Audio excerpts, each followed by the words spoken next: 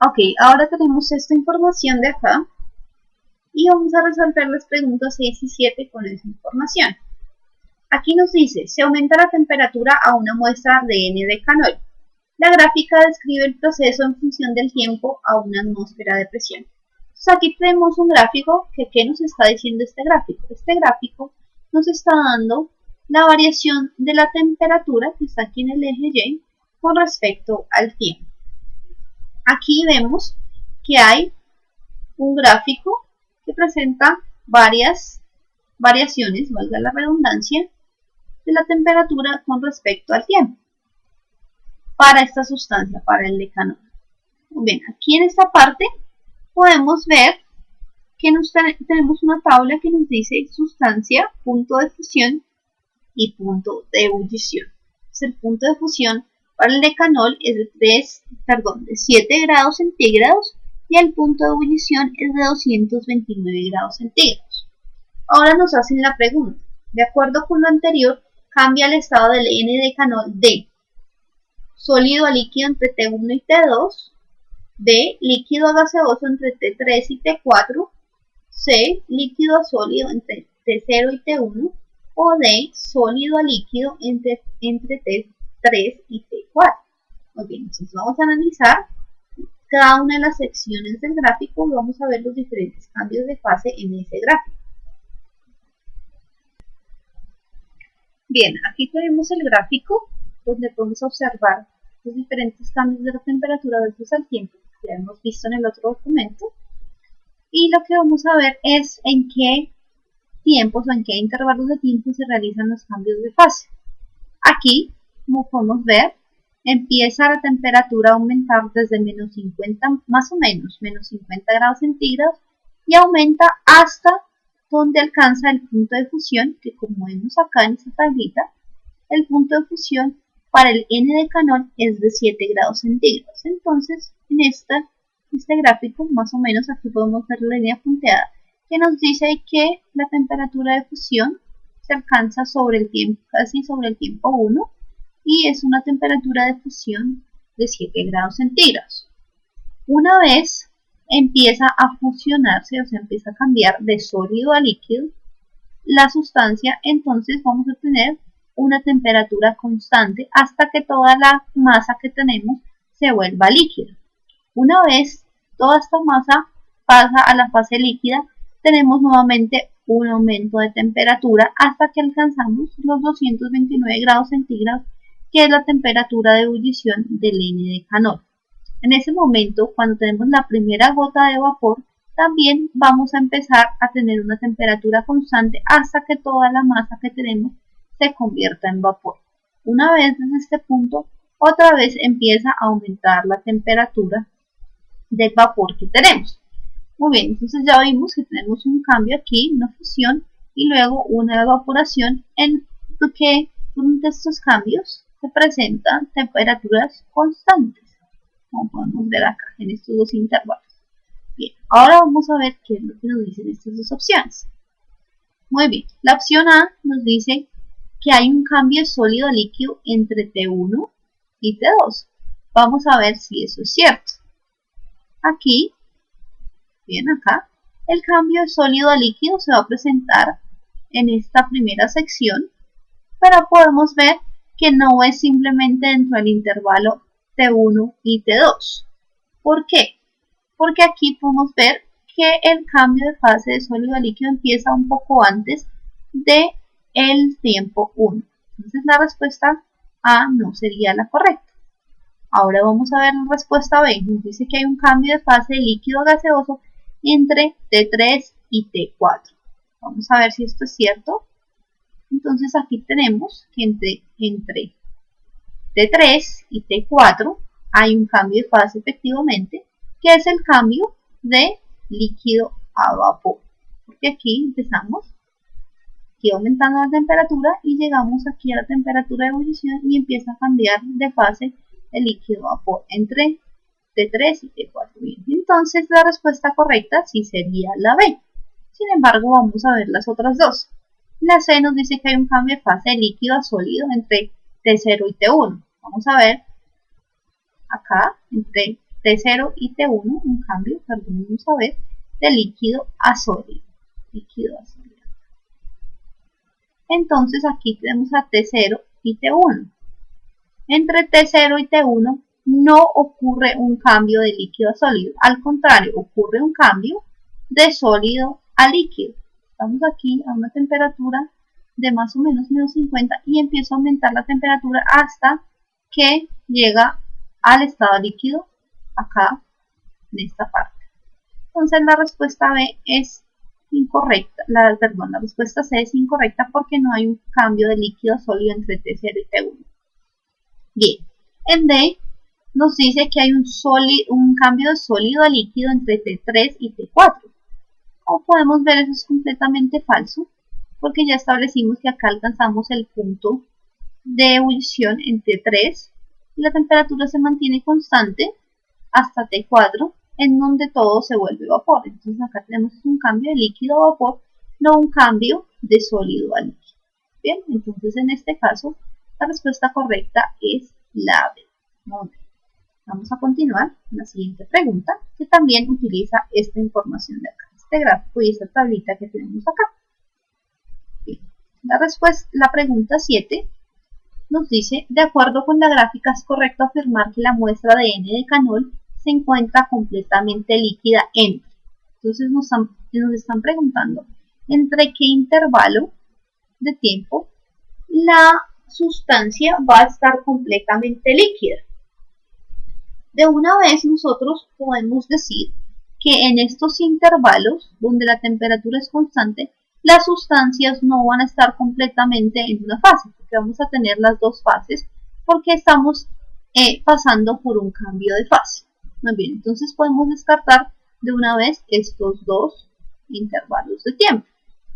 Ahora vamos a ver estos otros dos intervalos. En este tenemos un aumento de temperatura y de acá a acá la sustancia es totalmente líquida, porque aquí se volvió completamente líquida y acá hasta ahora empieza a evaporarse. Entonces en este intervalo entre T2 y T3 tenemos que la sustancia está completamente líquida. Acá en este intervalo no puede ser porque ya establecimos que aquí toda la sustancia, toda la masa que tenemos se convierte en vapor y aquí sigue como vapor. Muy bien. Entonces el intervalo entre el que toda la sustancia está como líquido es el T2 y T3. Muy bien. Ahora vamos aquí y vamos a buscar la respuesta que se acomoda a lo que ya analizamos, que es esta, la C. Entonces la respuesta correcta aquí es la C. Muy bien. Ahora podemos pasar a la siguiente pregunta. Tenemos esta tabla acá y nos dice el elemento Q reacciona con el oxígeno formando el monóxido o el dióxido dependiendo de la temperatura. Según la tabla, tenemos estos datos, tenemos temperaturas, tenemos la reacción que ocurre a cada una de esas temperaturas y tenemos una descripción breve de la reacción que ocurre a cada una de esas temperaturas. Ahora la pregunta nos dice, un recipiente rígido y cerrado a 25 grados centígrados y una atmósfera que contiene una mol de dióxido de Q y una mol de oxígeno se calienta hasta que la temperatura es de 100 grados centígrados y después de un tiempo se analiza el contenido del recipiente. La composición más probable será. Y aquí tenemos las cuatro opciones. Bueno, entonces lo que vamos a hacer es lo siguiente. Vamos a colocar acá. Okay. Y nos están diciendo que tenemos lo siguiente. Tenemos a 25 grados centígrados en un recipiente cerrado.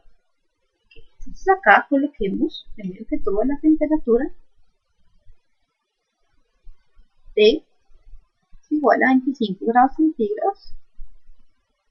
Y dentro de ese recipiente tenemos lo siguiente. Una mol de dióxido de Q y una mol de oxígeno. Entonces tenemos una mol de dióxido de Q y una mol de oxígeno. Muy bien. Todo esto, que no se nos olvide, a una presión de una atmósfera. Muy bien. Ahora nos dicen aquí que la temperatura aumenta hasta 100 grados centígrados. Y después de eso analizamos la composición del recipiente. Entonces aquí aumentamos la temperatura, entonces vamos a colocarla así, T aumenta hasta llegar a 100 grados centígrados. Entonces de 25 grados centígrados pasamos a 100. Y luego de eso tenemos nuestro recipiente y vamos a analizar la composición. Entonces lo que queremos saber es la composición que vamos a tener. Composición a 100 grados centígrados. Muy bien. Entonces simplemente lo que tenemos que hacer es mirar las reacciones que tenemos acá y ver a esa temperatura si estas dos sustancias van a reaccionar o no, y si reaccionan, qué compuestos vamos a tener. Vamos a ver, a 100 grados centígrados ocurre esta reacción. 2 moles de Q reaccionan con oxígeno para producir 2 moles de monóxido de Q. Entonces, como podemos ver a esta temperatura, estas dos sustancias que tenemos acá, el dióxido de Q y el oxígeno, no van a reaccionar. Entonces, no hay reacción. No hay reacción a 100 grados centígrados de estas dos sustancias. Entonces, no tenemos una reacción. Por lo tanto, en el momento que alcanzamos esta temperatura y vemos la composición del recipiente, vamos a tener la misma composición que teníamos inicialmente, porque como la reacción no se lleva a cabo, no hay ningún producto de más. Simplemente vamos a tener una mol de dióxido de Q y una mol de oxígeno. Y esta sería la respuesta correcta. A, porque no hubo reacción. Bien, ahora podemos continuar con la siguiente pregunta. Muy bien. Esta de acá. Bien. Ok, aquí tenemos esta información que nos permitirá contestar las preguntas 9 y 10. Entonces nos dicen, se tienen 4 tubos de ensayo que los tenemos acá. Y en estos tenemos que el ácido reacciona con los metales observándose desprendimiento de burbujas de hidrógeno, mientras disminuye la cantidad de metal a través del tiempo a diferente velocidad en cada tubo.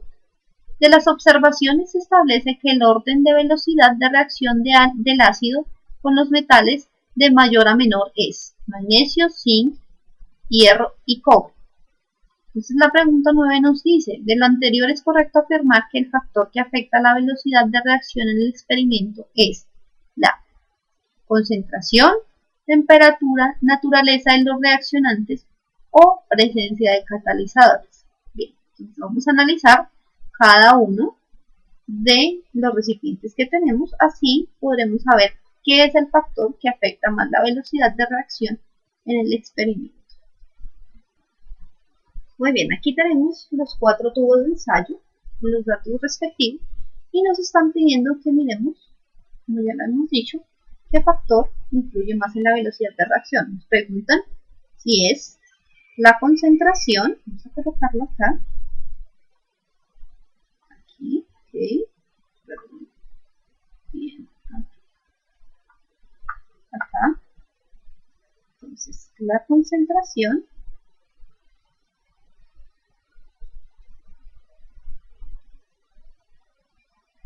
la naturaleza de los reactantes,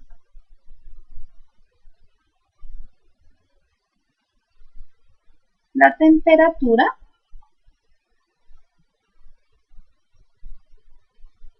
okay, bien, tenemos temperatura, o la presencia de catalizadores. Catalizadores.